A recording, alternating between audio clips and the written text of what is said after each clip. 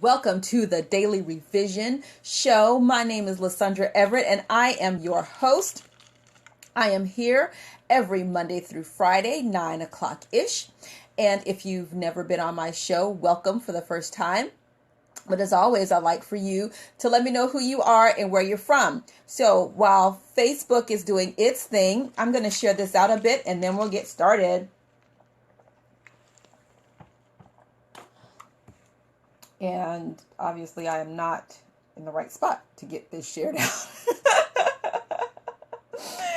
Okay. Small technical issues, but they happen. So this is actually a continuation of Monday's broadcast where we talked about trust in business. And there were three main things that I talked about there. You can go back and watch the replay. It's there. But now for part two, we're really going to be talking about trust as it relates to our personal relationships. So I'm telling you, grab a pen, grab some paper, because this is going to be some great stuff. This really, this really helped me out. I will tell you that in applying this. So, I'm hoping it'll help you out. Let me share this in a couple of places really quick. My usual spots. And then we'll get going.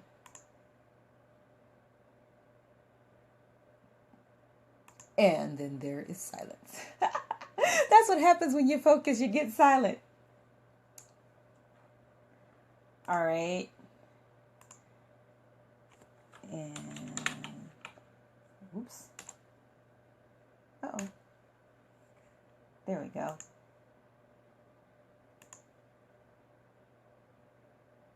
Okay. So when we're talking about trust, a lot of times we talk about trust, you hear people automatically say, you just can't trust people anymore. I don't trust anybody. And one of the things that it does is it makes us apprehensive and less open to relationships, because the foundation of our relationships is trust. And so what happens is when somebody breaks that trust, then it is an all or nothing deal, when the truth is it's really not an all or nothing deal. And I learned about this from Brene Brown, and this was very impactful to me, in that understanding that trust has several different layers. You can trust somebody to do one thing but not another. As an example, you would trust a heart surgeon to do surgery on you, but you wouldn't necessarily trust him to fix your car. Okay? So there are different levels of trust. And when we're dealing with relationships, our day-to-day relationships, there's different levels of trust. And one of the poignant things that Brene Brown pointed out is that trust is built in very small increments. It's not something that you necessarily just blanket trust someone with everything, but in very small increments, you build that trust. And she talked about what she calls marble jar friends, that every time a friend does something that helps you, that impacts your life, there's another marble that goes into the jar. So she talked about the marble jar friends. But the thing about trust, and what she shared was so good, is that you can't really talk about trust unless you're able to break it down. If you're not able to ask for what you need, how can you really build trust and really point out what's working and what's not working? And so what she shared is really great. So Here's something that was really great. In The Thin Book of Trust by Charles Feltman, he defined trust as choosing to make something important to you, something of value to you, vulnerable to the actions of someone else. Now, on Monday, when we talked about trust, we talked about the brands that we trust. We talked about Coca-Cola, for instance.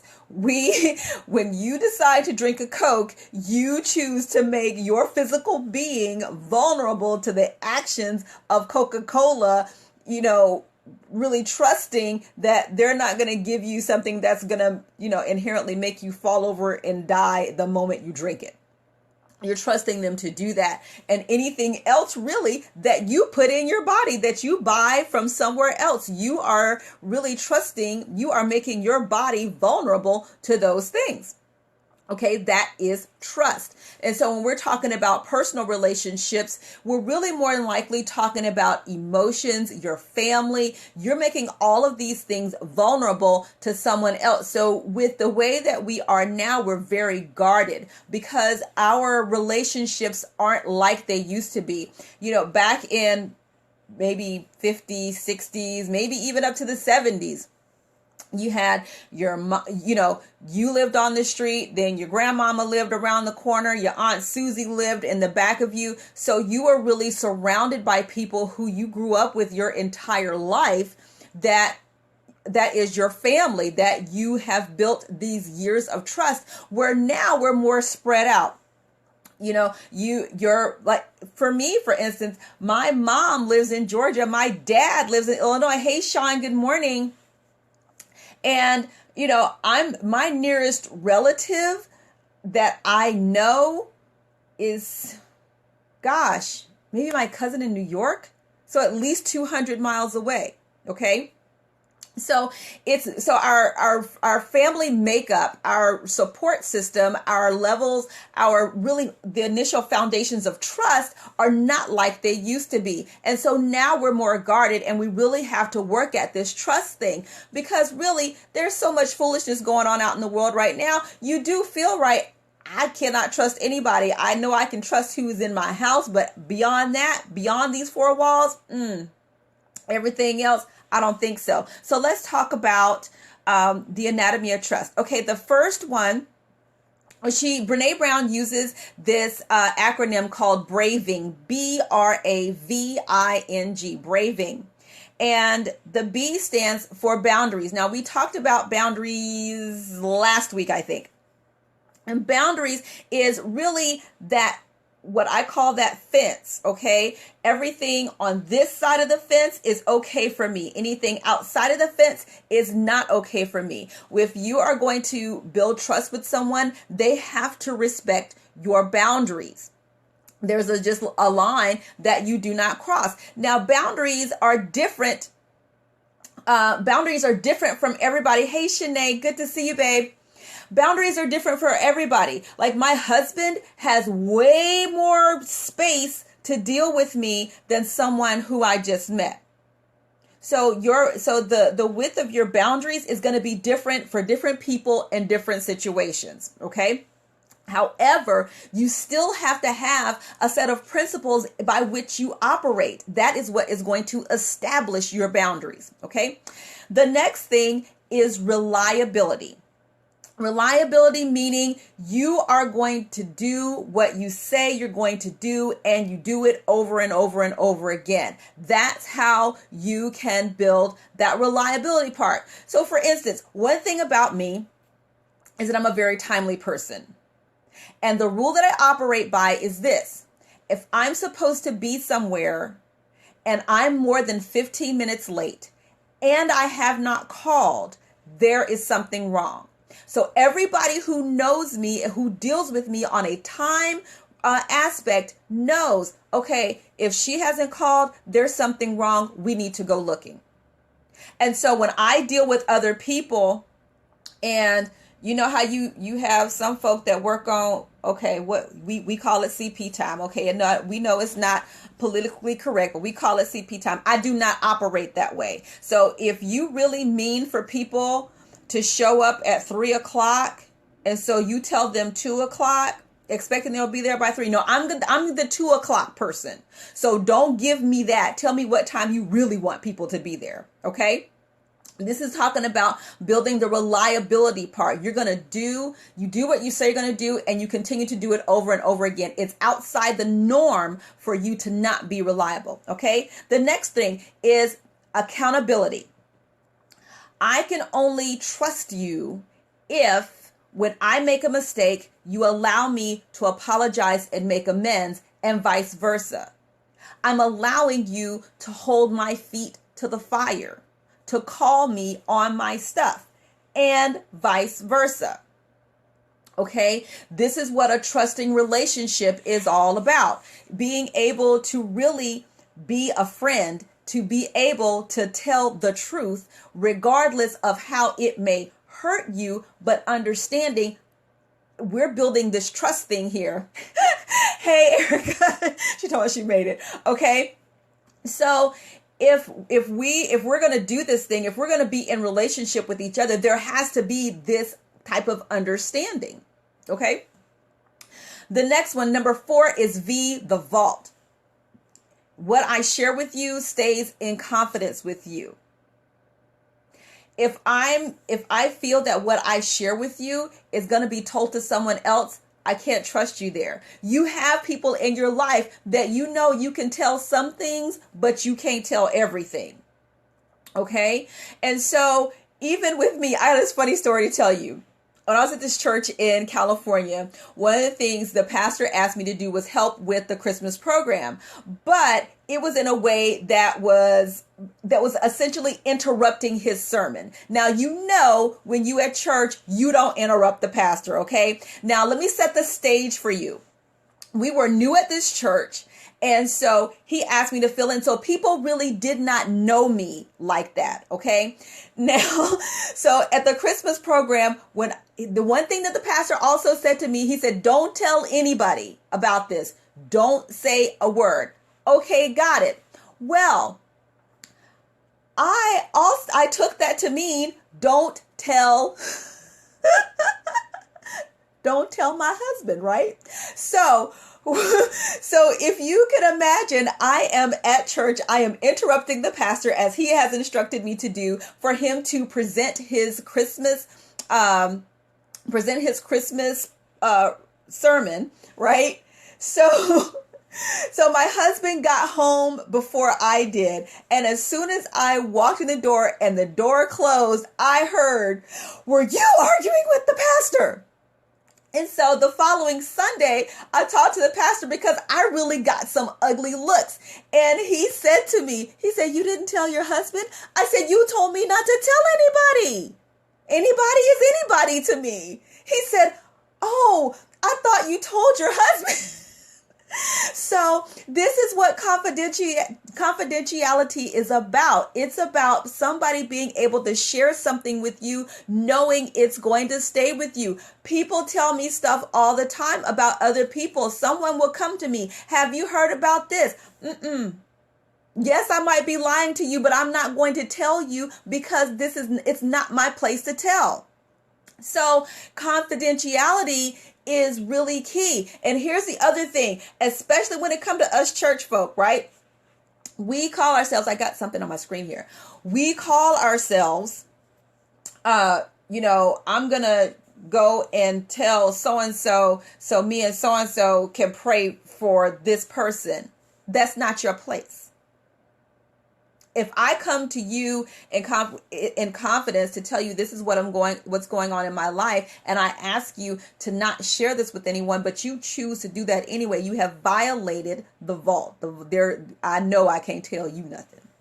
Okay, so that's number 4, the vault. Number 5 is integrity. Now, when we talked about trust on Monday, we talked about the integrity part is that you having a set of values that you are actually living by. So that integrity part is you are not just talking, but you're actually doing. I can't tell you that I value family, but I'm hot as fish grease if you cancel an appointment with me because your child is sick. That's not walking in integrity. So you've got to be practicing what you are actually saying that you value. So that's what the integrity piece is. I have to be sure that you are living the principles that you're talking about. That you're not doing the do as I say and not as I do type thing. All right. Number 6, non-judgment. Okay. Can we get a woo star right there on the non-judgment? Okay. Now, as people, we fail. That's just life. When we fail, we might have consequences to suffer. Okay? But that does not mean that you have the right to judge me. And here's the thing, with building a trust relationship, I can come to you, I can need help, and it's okay. You can come to me and you can need help, and it's okay. But when it's not reciprocal, if you can only come to me and I can't come to you, that's not a trusting relationship. Okay? So when you're talking about that non-judgment, you've got to really think about what that means. That means that I could have done something that was totally against what you believe my character is or what my character is. And you're not looking at me any different, thinking, you're not who I thought you were. Right? It's that we are human and we fail. That is just, let me give you another example. And this is kind of 5 and 6 together with me. Now, with my husband, there are some times that things happen where I have a real serious conversation with myself as to whether or not I'm actually going to tell him. Why? Now, for my husband, he likes to know things. He likes to know what happens when he's not around because you know what? He works, he travels, whatever. So let me give you an example. When we were moving from California the first time, when we got the truck delivered, it was his black, very shiny, nice Yukon Denali leather interior, sweet ride. Okay. My husband was deployed at the time. When they delivered my truck, there was a rock, a big stone that had gone through the windshield. The mirror, the driver's side mirror was knocked off. There's this big hole in the windshield. The inside interior, the dashboard was all scratched up. Now, I had a choice. I said to myself now, and my mother was with me. I said, now, Mom, can I get this fixed without him ever knowing this ever happened? And I had this conversation with myself because now on the non-judgment part, I know that if my husband finds out that his truck was abused and I did not tell him, he will have a fit. On the other hand, when I tell him his truck is abused, he will have a fit. So, I had to make a decision. I ultimately did share with him that, there are some issues. Why? Because there was no way I could get this done without him knowing. But the thought of it was because, see, for my husband, he really cares about what's going on at home. But when my husband is deployed, I don't need him worrying about what's going on him. I need him worrying about what's going on there, you being alive and you coming back home. This truck is of a little issue. So, if he had found out that I didn't tell him about it, there would have been an issue because he would have felt like I can't trust you with telling me everything.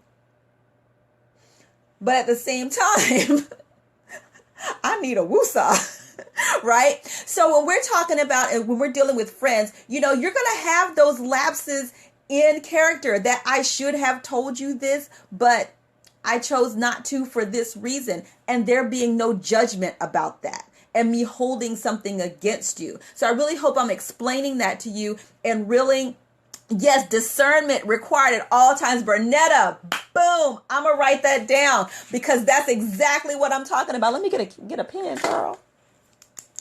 I'm writing that down right now. Discernment at all times. Woo! Okay, so then that we've covered integrity, non-judgment. Number 7, generosity. Okay, with that, you're going to assume that you're going to assume the most generous things about my actions. And I'm going to assume that about you.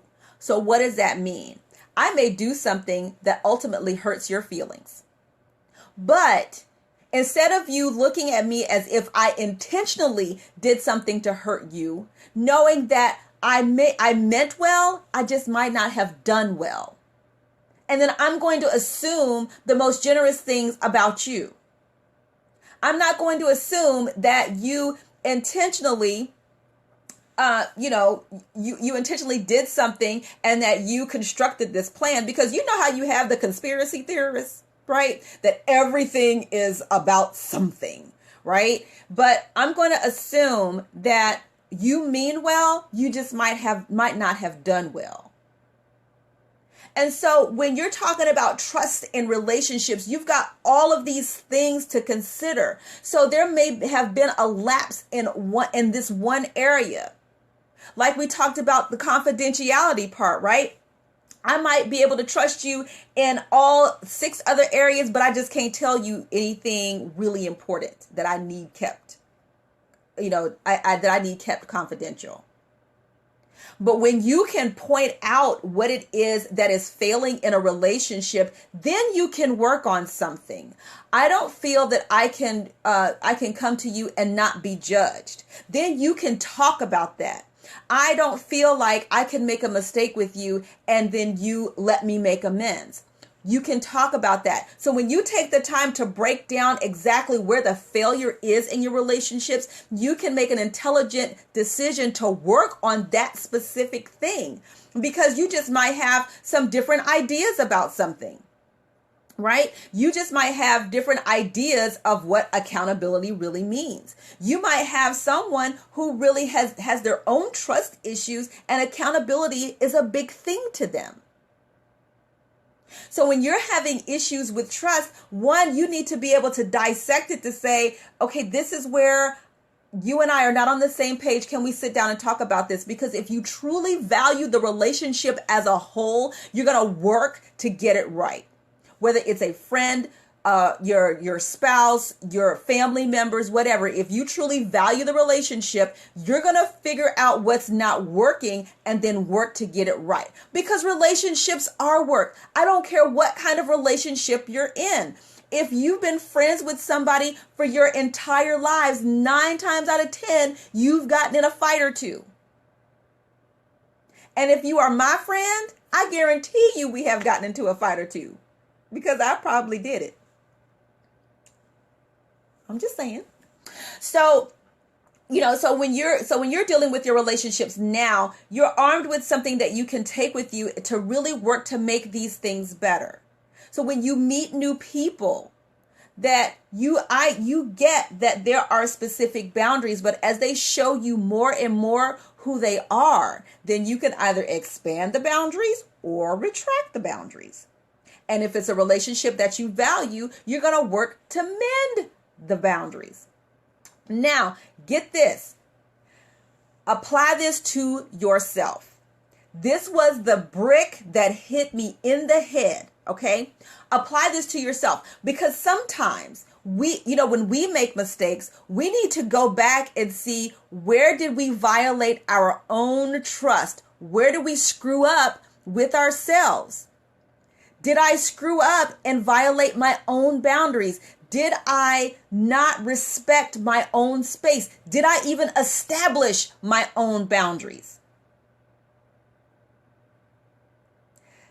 Did I really hold myself accountable? Am I able to make a mistake with myself? Am I able to make my own mistakes and forgive myself and move on? So when you take this whole set, braving this anatomy of trust, and apply it to yourself, you can start to mend some of those old wounds. You can start to heal for yourself when you start to realize where I messed up. Did I choose comfort over courage? Did I choose to do what was easy, or did I choose to do what was right? Start asking yourself those things. If you are really having a difficult time trusting other people, start with looking inward. How do you trust yourself? Because sometimes when we've been hurt by people, man, I've gone over today and I'm really sorry. But when we have been hurt by people, we tend to internalize that and hold on to it instead of really taking the time to heal that, and then also to forgive ourselves for perhaps making a bad decision. We've all made bad decisions, but we got to learn from them and move on.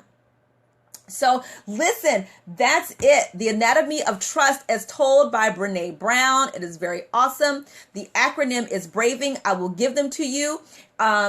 What the B is boundaries. The R is reliability. A is accountability.